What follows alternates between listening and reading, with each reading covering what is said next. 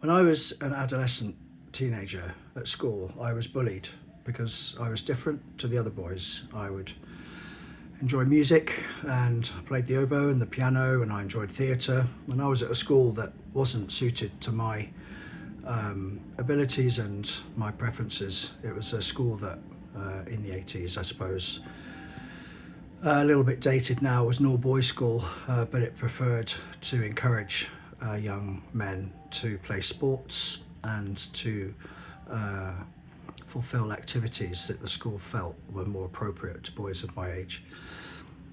As such, I was the victim of bullying, and it was difficult for me at the time, and it taught me that life was going to be a little bit tricky as a gay man.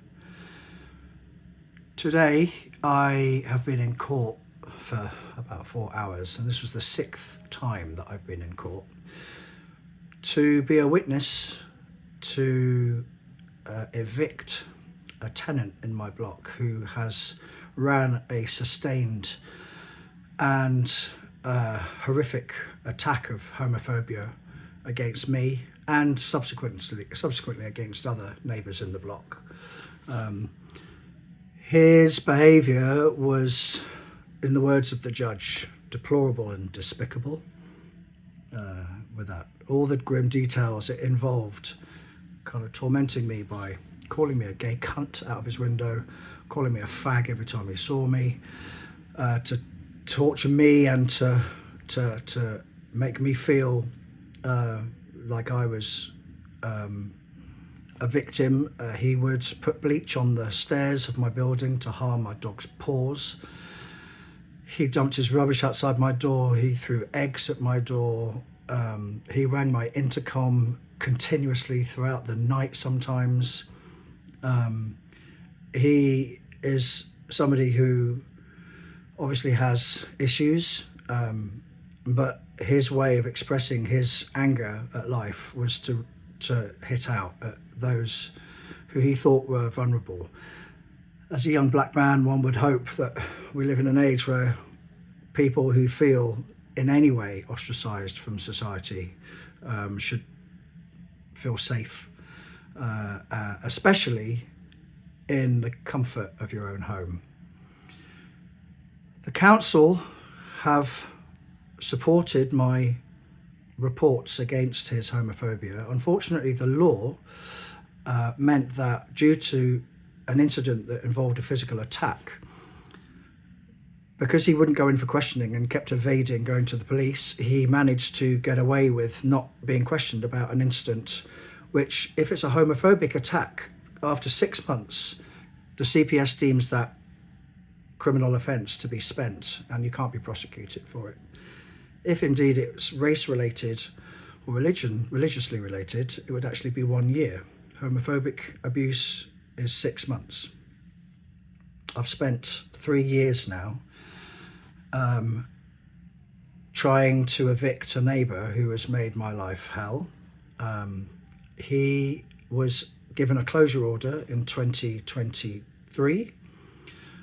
We extended that closure order, and in each closure order meant me having to go to court, having to relive his behaviour. We went for an extension. A closure order means that he would leave the premises but was allowed back in after that time was spent, the idea being that someone would learn their lesson.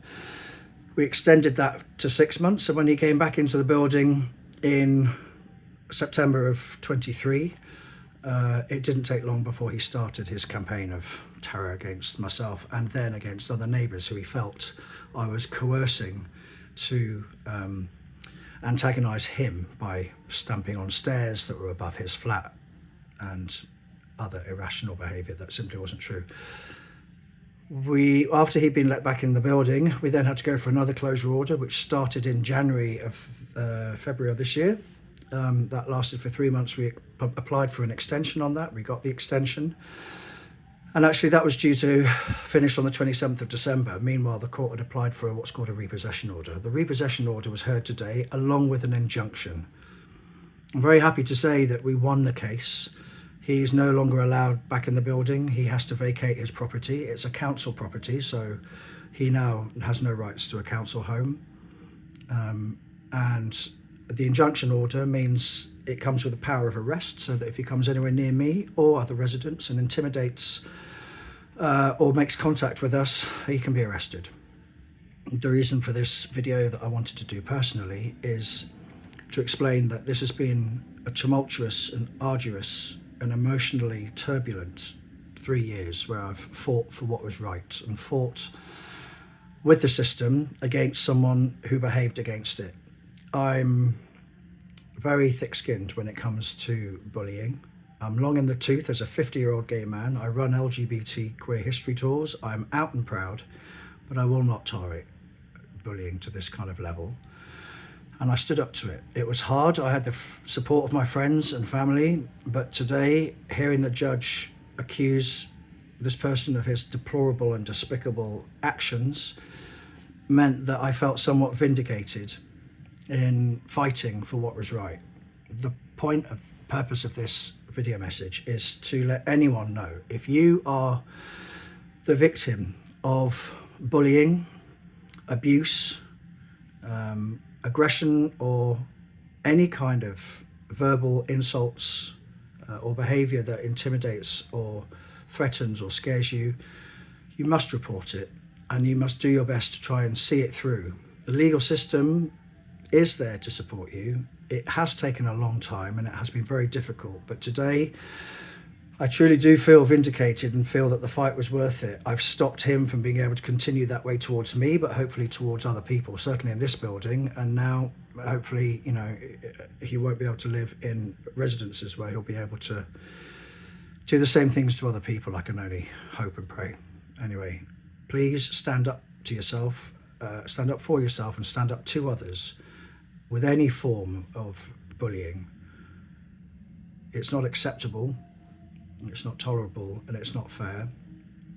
And if you stay strong to your beliefs, stay strong and true to yourself, then justice will prevail. And if you are being victimized or bullied, particularly those of the LGBTQ+ community, there's an organization called Gallup who can offer you help and support, who were very helpful with me. Please speak out and please be strong enough to have a voice and know that it is not acceptable to bully people for any reason, and you need to be strong and fight against it. In my case, I've won, but there are people out there who stay silent. Please don't. Anti-bullying campaigning is very important, and that's the purpose of this message. Stay strong, and thank you for listening.